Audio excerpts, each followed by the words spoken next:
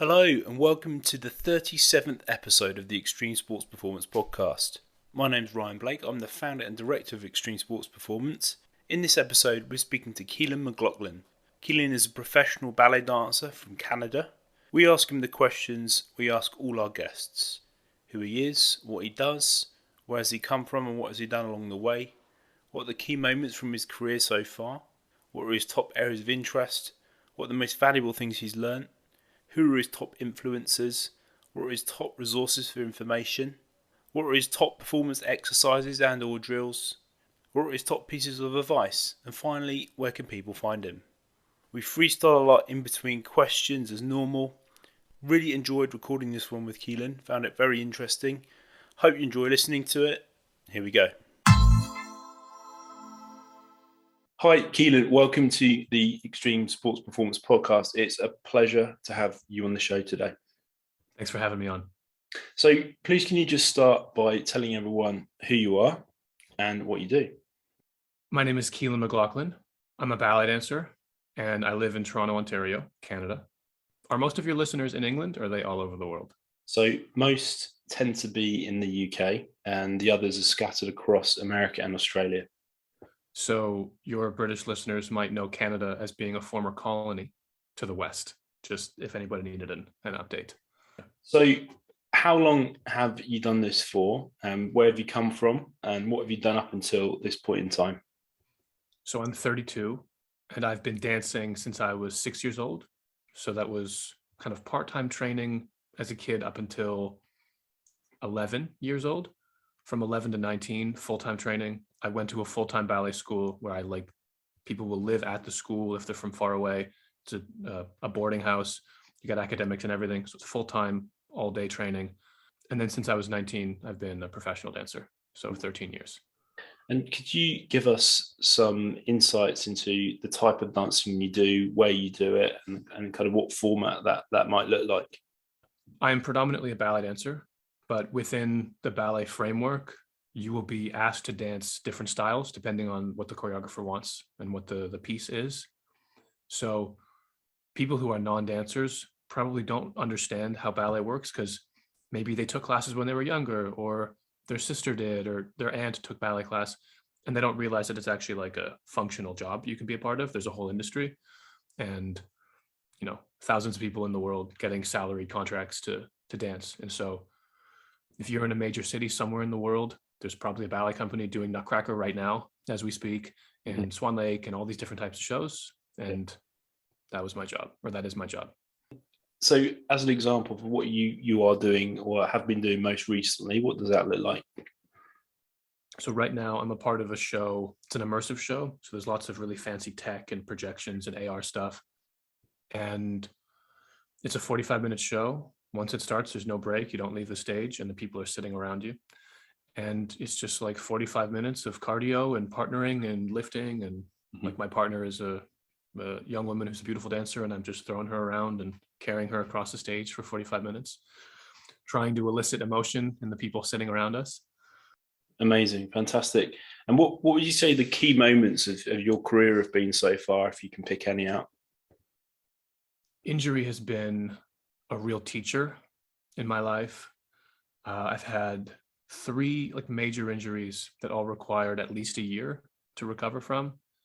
And it's interesting because even as I get older and I go through an injury at 17 and then I go through one at 20 and then I go through one at 30, I'm still as kind of daft, to borrow a British term. I'm still as daft to the healing process, it seems, every time. It's like each time I have to relearn how to heal because when you get these ideas in your head of like, this is where my career is going and this is the progression and this is the momentum I need and I have to hit these check marks at a certain pace, and then you get a setback and you're like, well, I don't really have time for the setback, so I don't really have time to be injured right now. It's really humbling. But so injury has been a big one. And the moments when I've been hired, regardless of the job you do, unless you're an entrepreneur, you're a self-starter, you need somebody to hire you. But in ballet, it's quite heightened because there aren't tons of ballet companies in every city. Like you need to go where the work is.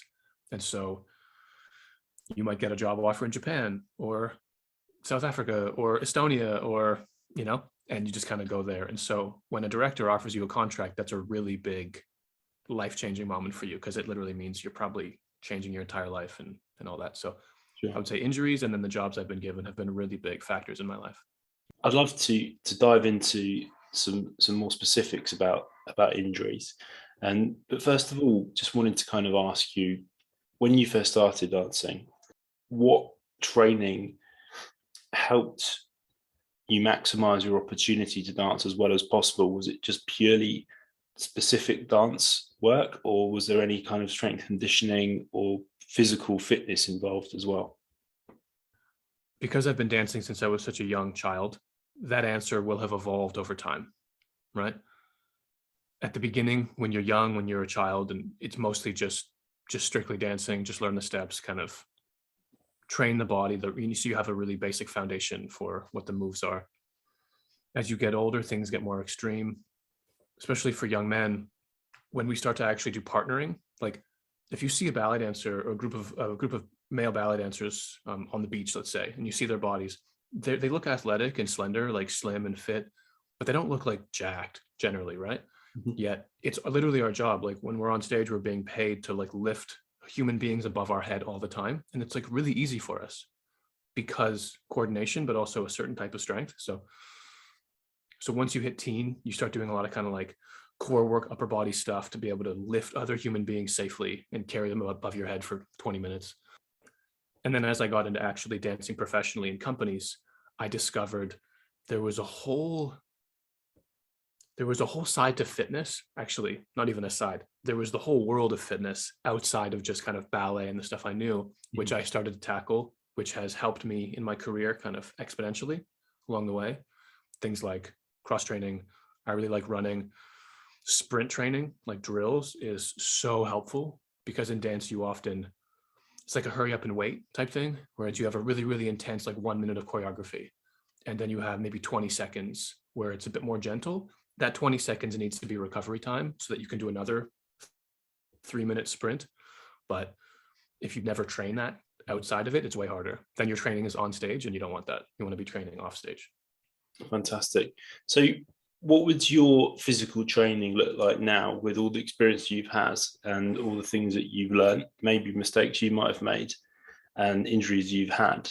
What does your typical cycle of training look like, maybe leading up to a performance, during a performance, or after a performance? So it really does depend on the repertoire I'm doing at the time. So if I'm doing an 8-hour workday 6 days a week at the ballet company, that's going to be really different than if I'm just freelancing and doing 3 shows a week. It's really different.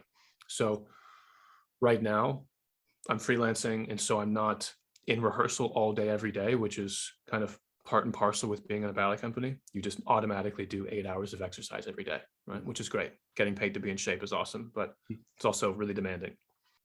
So the way I'm doing it now is a mix of things based on what the requirements of the performance that I'm doing are. So I do a mix of ballet class, which we can talk more about kind of what that looks like. But a ballet class is like doing your scales as a pianist, except it's way more physical, right? And all ballet dancers return to class forever. You never stop doing class. It's necessary. So that's a big one. Like I said, running, sprinting, interval training. The philosophy I find I gravitate towards with fitness, with working out, is, whether this is right or wrong, I feel kind of pulled to this. I like something that messes me up. I like something where when I finish it, I'm kind of staggering home a little bit. And like, I don't quite, like if you ask me my name, I might actually need a second. Like I like that feeling because then I know I did something. Like I know I'm going to be better the next day. I know that I've pushed past my limits. Sure. And so much of my life is about seeking ways to get past my limits, right? So I don't really like running because I have asthma and I hate that, which has made me love running because it's pushing me to learn how to breathe properly, right? So a combination of body weight stuff, cross training, plyometrics, just really anything that'll mess me up is like, I'm in. Mess me up in a healthy way, in a sustainable way. Sure thing. And then for recovery is also a big part of it. A lot of foam rolling. I've got a slew of different balls that I roll with that feel really good. Icing, sauna, hot, cold contrast. I take cold showers every day, stuff like that. Fantastic. So just to kind of zoom in a little bit more on one of those points you made there, could you just give us an idea of what your plyometric training might look like? Because I think our listeners would be really interested to know the specifics of those and how that might compare against the plyometrics that they do for their sports. So ballet is plyometric in itself, right? Like jumping is a big part of what we do, especially as men. Like the big jumps are the reason why a lot of people come to see the ballet. Yeah. It's certainly my favorite part of watching dance is when the guys jump like really high and do these crazy things with their legs. So aside from the fact that being in the ballet studio is plyometric training, on the outside, I do, like I have just drills that I do that I've picked up, things like explosive frog jumps. I don't know if we would use the same terminology, but frog jumps, burpees, because again, I hate burpees, so I love doing burpees. Yeah. I do love sprint training, box jumping, Yeah. power-ups, things like that. But I like to do, like, again, well, I don't know if this is right or wrong, but what I gravitate towards is any movement I do, but also make it cardio.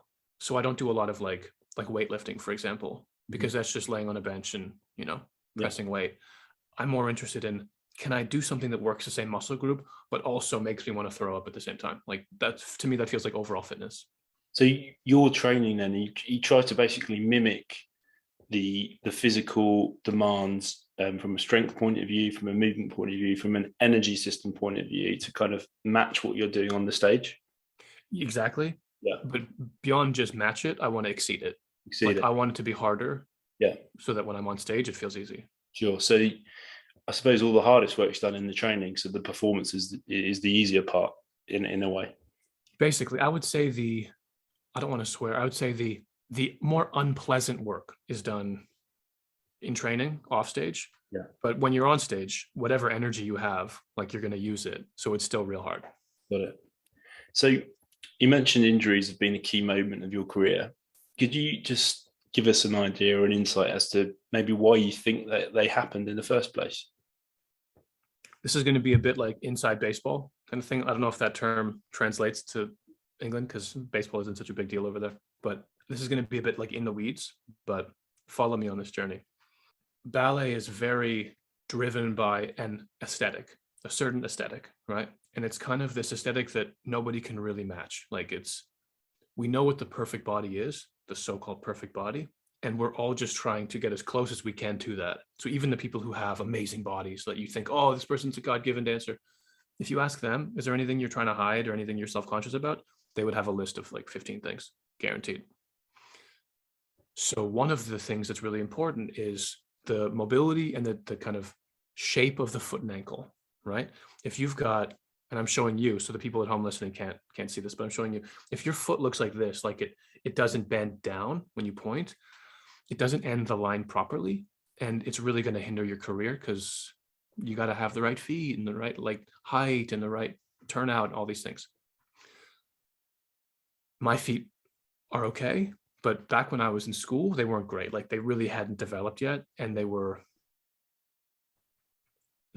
actually kind of becoming a problem. Like because of the lack of mobility, I couldn't really get up on demi point, which is, men don't dance on their toes, just for everybody at home. Men don't really do that. There's some companies where they do, but it's very specific to those companies. Most men don't do that. We go on demi point, which is like the balls of our feet. And you need to have certain range of motion to do that. And I didn't have that. And I was pointing and the line wasn't correct. And so I was a student trying to, like, I was aspiring to greatness, but I was hindered by this thing. And I would try to grip and point, push so hard. I pushed so hard that I got osteogonum, which is something that is really only afflicts ballet dancers and gymnasts because of the range of motion we use, where small bones on the inside of your ankle break off from the back of your heel. And those shards of bone float around the soft tissue in your ankle. And again, you're doing releves and pointing your feet and jumping. You need to not have sharp bone inside there. So it can be really, really painful. I ended up getting surgery on both my ankles in my final year of high school, which kind of derailed my plans. And it came from this physical limitation I had, but my attitude of forcing and trying to just muscle everything, like the idea of work smart, not hard. Yeah. I wasn't working smart. I was just working hard. And I worked so hard to the point where I literally broke the bones in my body. So there's one example of how the injury happened. Sure. And the most recent injury I had, which was about a year off, is I had a fractured sesamoid. So the small, very small, very, very small bone, the inside of my big toe on my supporting leg. So the leg where I'm always doing releves, like lots of pirouettes, my power leg, the leg that I need stable. I got a fractured sesamoid. Started as a stress fracture, but I kept dancing on it and dancing through pain. And so it became a full fracture. It'll never heal back. That's just part of my body now. And to compensate for that, on the same ankle, I got a 2-centimeter tear in my FHL, which is this big tendon that runs up, that kind of powers your big toe and runs up the outside of your calf. And all of this came from my first year in Estonia. I was in a new company. I was a principal dancer, so I was the highest rank. I was really excited, and I was given all of these roles, all this responsibility, and I didn't want to let anybody down. Simultaneously, the physiotherapy that we had access to was below standard. Like, if you're a high performance athlete, you need a high performance physio. You can't just have a regular somebody off the street who just got their accreditation. You need somebody who knows ballet, who knows what you do. The people I was seeing, unfortunately, weren't cutting it, and they weren't realizing that I needed a certain range of mobility in my ankles, which is where I need assistance. Like, I can't do it on my own. And they never helped me. And so I was dancing on really, really stiff ankles, which had no mobility. And if you don't have the right mobility, then your body has to compensate. And all of these small muscles and tendons are doing extra work and they're gripping. Meanwhile, your body's breaking down more and more and more. And lo and behold, I ended up having to take a year off. So, wow. What is the kind of expected provision for like a big performance or a big production? A physio's a standard thing that you'd expect to be there? If you're like a freelance artist, probably not. But if you're part of a major company or a major production, definitely physiotherapy. Ideally, it's good, like specialized physiotherapy, somebody who has a history in dance. Massage is a really big one as well. And then kind of increasingly, you're seeing machines and toys. Like, you want to have an ultrasound machine. You want to have the those leg sleeves that like they compress the air. I forget what they're called. You know what I mean? Yeah, sure. They're like the ones that we use, or I use with my athletes. They're called Normatec recovery boots, or they like space boots. Exactly. That type of thing is becoming more and more prevalent. Okay. But yeah, if I were hired to a company and they didn't have a physio, like, ouch. Like, and then you need to constantly be going outside to see it, because our bodies are like vehicles. You need to see a mechanic, Yeah. Wow, that's amazing. Really, really interesting. Do you feel that have you seen or noticed a step towards or more visibility of strength and conditioning within professional ballet? Yeah, actually. So on my podcast, I just interviewed a couple of weeks ago a guy named Joseph Gotti, and he's fascinating. He's a ballet dancer. He's really, really, really good. Like, one of the best ballet dancers in the world, like, for sure. He's phenomenal. And he started his own company in Florida, and it's called United Ballet Theater. And his whole philosophy is that the way that we train dancers is incredibly lacking, right? Like, it's like the world of fitness has progressed so far, but the world of ballet is still ingrained in, well, this is how we did it in the 50s, and so we're going to keep doing it like that. Yeah. And there is movement towards incorporating more science, more high performance athlete awareness, right? But we're still kind of behind. Like, we're lagging behind. And so there is definitely a movement towards that, as you can see with companies like the Royal Ballet in London, one of the greatest companies in the world. They have an incredible team of physios and sports scientists, right? But because ballet is an art and therefore significantly less lucrative than Premier League soccer, we're not going to have the same level of like millions pumped into sports research and health science research, but it is coming. It is coming. it's a bit slow. And you got people like Joseph Gotti who are saying we need to catch up fast. And so that's a good sign. I've noticed that. I know that there's lots of universities now that are looking into more research around performance arts and particularly ballet. And it's something I think is starting to pick up pace. But I agree, it's behind the curve, and it's not necessarily ballet's fault. It's just, I think, something that people have taken a long time to associate together with the demands of physical demands of what you do. So it makes sense, and it's also good to know that there's more specific specialist support maybe coming in the future. Yeah, I hope so. What would you say are the most valuable things that you've learned in your career, from a personal point of view, also from a professional point of view as a dancer? Okay, so this is where I put on my motivational speaker hat, because anything I say is directly applicable to everybody. It's for everyone. It's kind of like a whole philosophy modality that's developing. I think we probably all have a worldview that is constantly in flux, constantly growing and shifting and adapting, right? Yeah. And a big part of the worldview that I'm developing, it's about how to get what you want out of yourself and in the world, right? Because if you wake up and you're not who you want to be, that sucks. And if you don't know how to get to where you want to be, that feels powerless. And if every time you step out into the world, you're shown nobody wants you and you can't get anything done, it's really defeating, right? Figuring out how to hack change and figure out what is the formula for influencing the change I want to see in my life is, I think, something that everybody would be thrilled to increase their awareness of, right? To feel better about. So you ask me, what are the most valuable things I've learned? The things that I've learned that I consider valuable are valuable because they assist me in creating the reality I want, right? Which I didn't like my reality at all when I was younger. It wasn't good. I was a bad dancer. I didn't have the right body. My school, the National Ballet School of Canada, supported me in some ways, but also let me know all the time, Kealan, you think you're a beautiful dancer, you've got potential, but you're never going to be the dancer you want to be. You're never going to have the career you want. You need to set your sights lower. I refused. Thankfully, I refused to believe that. And thankfully, I still do refuse to believe that. The actionable lessons that hopefully can be of benefit to other people are, first off, I think the greatest skill I have is work ethic. It really is remarkable, especially having had success, because you can work really, really hard, banging your head against a wall and not get anywhere. And you banged your head the hardest out of anybody, but you didn't get anywhere. So it was useless. You just got a concussion.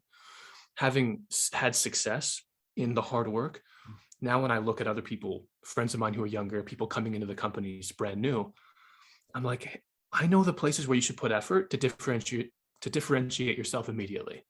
All right. So say you're watching a ballet class from the front and everybody's professional. They're all getting paid. You'll only see one person, maybe not even one, actually performing, right?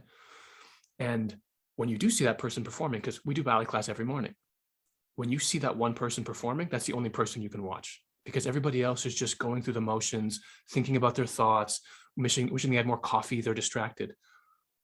But the person who uses every opportunity to grow and to say something and make themselves seen and heard and known is going to stand out. And it's so obvious when you watch it, right? Let's say I'm in a room full of dancers, just like if a runner is in a room full of runners, there's a good chance that they're not the most talented one there, right? In most rooms of professionals, I'm not the most talented. But I can confidently say, if any prospective employer wants to say, hey, what's your best quality? I can confidently say, if you hire me, I'll be in your top 5 hardest workers. And I say top 5 because I can't guarantee I'm the hardest worker. Yeah. You also need life balance. Some people might be insane and they just never leave the studio. But I guarantee I'm going to work harder than pretty much anybody here. And that's a guarantee. And I have confidence in that. So even if my boss in one place doesn't recognize it, it doesn't matter, because I'm growing. It serves me and I will achieve something greater anyways. It's only a matter of time, right? And the other piece is, like I said, you can bang your head against a wall endlessly and get nowhere. That's basically what I was doing up until I met a particular coach when I was 22, 23, we started working together. Up until that point, when my school said, hey, you're not really going to be very good at all this stuff, they were right, because I was like a kid with so much excitement, but like no discipline. And so I was just like running and jumping, like I was just expending energy all the time, but kind of in all directions.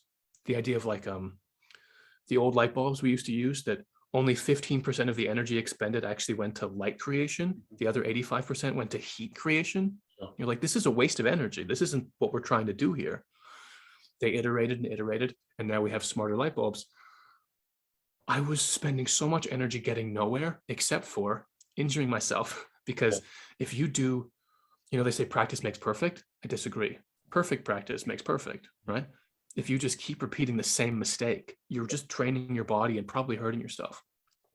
So I would say, one, you can pretty much do anything you want in the world. It's possible, right? It might not look exactly what you want it to, exactly the way you plan it. But if the goal is, I want to be a dancer, I want to be an athlete, whatever, you can do that. Be open to how the universe is going to let it play out.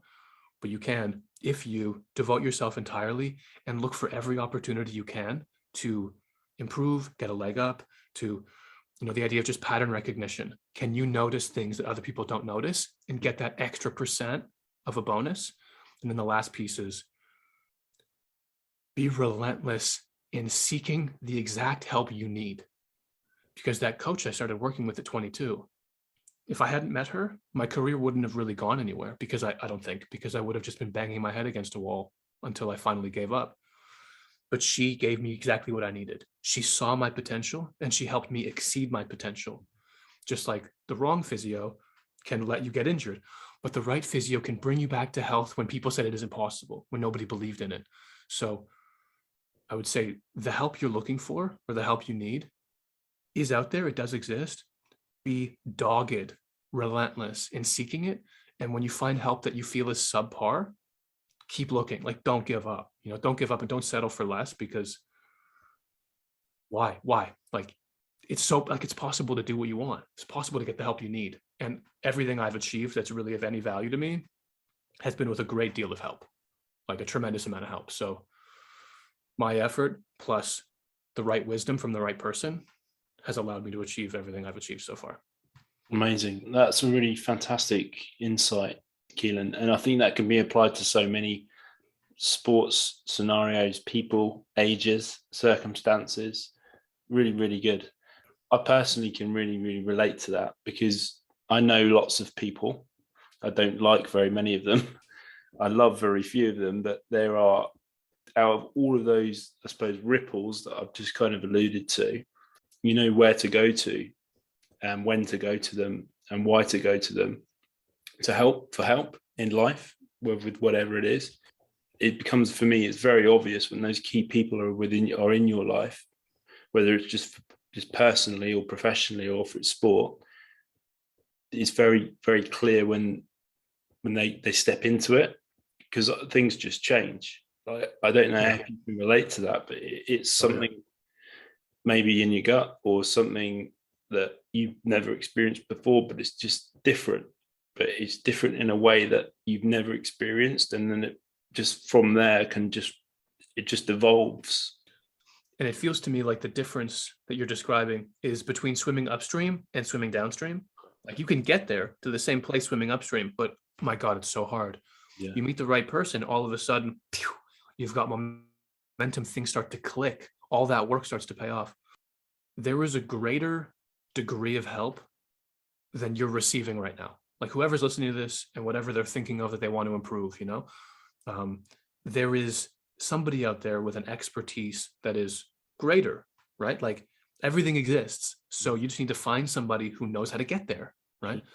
So, and if you see somebody, like, one thing I think is a good metric, or kind of a good guide for whether I want to explore working with somebody, is, do I know somebody who raves about them? So when I had my injury, this last one with the sesamoid and the FHL, I actually came back to Canada from Estonia to see my physiotherapist here, who had helped me before. honestly, man, she didn't help me. She wasn't able to see how broken I was and totally conceptualize it and then see the whole pathway to my healing. Like she couldn't get it. And so I felt kind of screwed. I was like, this was my person. This was my trump card was I'm going to fly home to Canada and get help. Didn't work. And what ended up clicking, I'll skip the parts that aren't necessary, but what ended up clicking was I was in Estonia, which is just a ferry ride from Finland and a short flight from Denmark and all these places. And I thought, I bet you one of these places has a guru, right? Has somebody who is amazing, because like, you think if Jay-Z wants a physiotherapist, he just goes down the street? No, he gets the best of the best. And if the best of the best exists, then why aren't you getting the best of the best? Be more creative, be more relentless, go get it, right? And if that level of help exists for physio, doesn't it also exist for psychotherapy and relationship coaching and financial coaching? Like, there is amazing help available. There is real wisdom in the world, because I think there's truth and then there's not truth. The closer you can get to truth, the better you're going to feel in every way. And so go find somebody who can see the truth more clearly than you. That's all it is. And so what I did is I started messaging my friends in Finland, Denmark, all these companies nearby, and said, hey, how's your physio? Do you have a guru in the company? And I got somebody saying, yeah, we do. He's really good. And guess what? He brought me back, and I was a better, stronger dancer than I've ever been. And it was because he could see what I needed. Like, he saw where I was broken and lost, and he saw exactly how to get me back. And I did it, and I did it under time. So the right help is maybe hard to find, but it's out there. So just keep going and like believe that it's possible, and don't settle for mediocre. Amazing. Love that. We've experienced very similar things, and across a range of sports with a range of different athletes, range of different timelines. And the one thing that we've started to realize now, me personally, but also us as a company, is the older you get, the clearer the solution presents itself based on what you're not looking for, if that makes sense. Like, everyone's always they're searching for what they're looking for. They're not trying to, I suppose, filter out what they're not looking for. And that makes a huge difference. I think almost the longer you've done something, the more you've experienced it, the processing around it happens in slower motion. And the mistakes that you may have made in the past, or the bad experiences you had before, you can kind of almost see them coming next time. The more experienced you are with something, the more immersed you are in it, the more you can filter out the things that you don't need or aren't going to help you. And I think having someone around you or near you, like a guru that you found, they only accelerate that process. But it's a really rare occurrence. But when you find it, it clicks. It's amazing. Yeah, I totally agree. And I've got a quote for that. Good judgment comes from experience, but experience comes from bad judgment.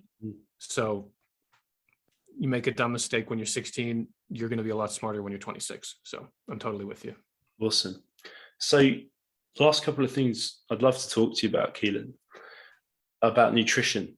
How important is that to you personally, professionally, and what does it look like? Has it evolved over time? Have you customized a specific lifestyle around what you eat, or have you found your own specific diet that you have to follow to be at your best? Yeah, so my diet has changed a lot. Like I started off just eating a lot of cereal. Like, breakfast was just 6 bowls of cereal every day. You know, like I'm a big guy. I'm like 188 centimeters. That's 6'2" in American, like 190, 195, sometimes closer to 200. So I'm like a pretty big dude. And I was just eating kind of like, not garbage, because it was like the healthy cereals, but it's still cereal, still processed sugar. And I went and saw a personal trainer one summer when I knew I had a big season coming up, and I was like, I need to get with a personal trainer and really get fit. And our first session, I threw up, and he was like, what'd you have for breakfast? And I was like, 3 bowls of multigrain Cheerios. And he was like, okay, so first off, you need to learn about eggs, you need to learn about protein, and the right intake windows, and revolutionized my whole life. Like, I literally was like a little baby, like, I eat toast. And then as an athlete, and I'd like never thought about protein and stuff like that. So At least I hadn't thought about really healthy eating. So it's evolved. I would say the way I approach nutrition is that I'm much more conscious of getting the right things in and not so conscious of keeping the bad stuff, so-called bad stuff, out. So like a couple of days ago, I had to sit in front of my computer a couple of days ago all day, and I ate almost a whole bag of cookies, and it didn't feel great, and it probably wasn't a good decision, but I wasn't concerned because I know I'm going to go run 5 miles, and so it's going to be like whatever, But did I get enough protein that day and enough vegetable intake and all that? That's what I'm more concerned with. Sure. So to me, as long as I'm getting what I need, then the other stuff, as long as I'm still fit and my body looks good and feels good and I can perform at a high level, I'm not worried. Yeah, so he's balancing the right balance in a way. It's really just, did I get enough of all of the different levels? Like, did I eat a solid amount of vegetables today and have a bunch of fruit and a bunch of protein? Okay, then I'm probably good. And was it generally healthy? Did I have an A&W burger yesterday? Yeah, I did. Did I have French fries? I did. Yeah. But also I had tofu and rice beforehand. And so I know I got somewhere in there was everything I needed, and my body will figure it out. Yeah, sure. There's not a perfect scenario for anyone, for any athlete of any level. Like, you have aim as high as you can to get things done, the best quality, but just logistics, practicalities, life situations, environments, like the perfect diet doesn't exist. So we always say that aim for an 80-20 balance of good versus bad. And then if it comes down to 70-30, fine. But, don't aim for a 60-40 because it's probably going to end up being the way around. You have to be realistic with how you approach it. But I think one thing we've noticed is awareness and education is key. And also, having some form of plan in place, or at least a thought process. Okay, so today I'm going to be here. I'm going to be going to these places and doing these things. What might be available for me? Is there going to be good stuff that they'll provide? Am I going to need to bring my stuff with me? That makes such a huge difference. And it requires more effort, but it's such a huge change to your energy levels, to your mood, and how you feel, and also ultimately how your body works and performs. I'll say as well, I've been a vegetarian for a year and a half, and I've been doing intermittent fasting. So basically I just skip breakfast. I like to do a 14-hour fasting window at least every day, what I aim for. And I've been doing that for 2.5 years, and I love it. And I found once I started doing the intermittent fasting, my body leaned out just like it just made a huge difference. And how important is hydration to you? It's important. I used to actually do this thing where I would drink 6 liters of water per day, because I looked up, this was back when I was at a company called ballet. We would rehearse every day. We'd work from 9:30 to 6. And I was really just sweating the whole time. Like, I was so active. I would eat 4 full meals per day, huge meals. And I looked up on my Google, what is the average recommended intake of water for a male? And it was like 3 liters. And I was like, cool, I'll double it. And so every day I would drink 6 liters. Yeah. And look, I was in a better mood, and my body didn't hurt so much. But also 6 liters a day is like borderline unsustainable. So I don't recommend that to most people. So I would just say, hydration in general. Hydration in general, just drink enough water, people. Like, be smart about it. Having some near you is a really good step. Yeah, because you see it and it reminds you to drink it. And there's so many people who come in and ready to train, and they look awful, and they feel awful, and not that all the reasons, but most, at least a third of the reasons are because they're dehydrated, or it's because they've not eaten properly, or it's because they've not slept properly. Yeah. Something to do with not their training recovery balance not being right. So one thing, when I was doing the 6 liters a day, what I would do is I would do like a liter in the morning before work, 4 liters at work, and then a liter after work. And I would just bring a 4 liter, so like a gallon of water every day, and I would just fill that up, and I would look at it every day and go, I have to drink that while I'm at work. Like, I have to finish it before I enter my home. Sometimes I'd be sitting outside my house, like finishing it before I could go inside, because that's the rule. So if you're trying to increase your hydration, let's say you want to be drinking 3 liters a day, have at least a 1.5 liter water bottle with you, full all the time, so that when you're drinking it, you don't just do sips. You're like, oh yeah, right, I have to finish this thing. I might as well just glug glug. And it's that, like, Because if you have to go to the water fountain to refill it, you're not going to the water fountain to refill it. No. You're going to get distracted. So Positive triggers, like, if you can have a positive trigger to solve, a connection to a problem by having water in front of you to drink, it'll lead to a positive outcome. If you don't, it won't. I've started to ask lots of people this generally because it's one of the areas that I'm most fascinated with, and that is about sleep. How important is sleep to you, and how do you try to maximize it? I try to get a solid amount. I live in a Buddhist temple right now. And so we're up at 5 a.m. or 5:30 a.m. 5 days a week to meditate. And so my sleep schedule is all over the place. I nap quite a bit right now because my schedule permits. If I'm getting up early, I can take a nap. I try to get 8 hours, but it's tough. So I don't know. People out there just try to get good sleep. I don't know what to say. It's one of those things where I think it's important to everybody, but everyone's situation and environment just really does dictate how much they get and how good it is. Like, I don't think I've ever met anyone who's had perfect sleep ever. Yeah. And you just have to try your best to get as much as you need. The best advice I've ever heard is trying to cycle it in 90-minute cycles. Yeah. And trying to average for 5 to 7 of those 90-minute cycles in a 24-hour period. So there's a lot of research that conflicts power naps. Some say it's good, some say it's bad. But averaging 7.5 to 9.5 hours is hard, and especially with hectic schedules for performers, travel time change, etc. Late performances, like athletes who have to perform at 8, 9, 10 p.m. have lots of caffeine stimulants to get them ready. It's really difficult. But yeah, cycling 90-minute chunks of sleep has really helped me out personally when I used to play rugby. And I think a lot of people that I've mentioned that to as well find it helps too. So maybe a different way to think about it in the future. I'll take a 90-minute nap today. How about that? Good, great. Thanks for taking that advice.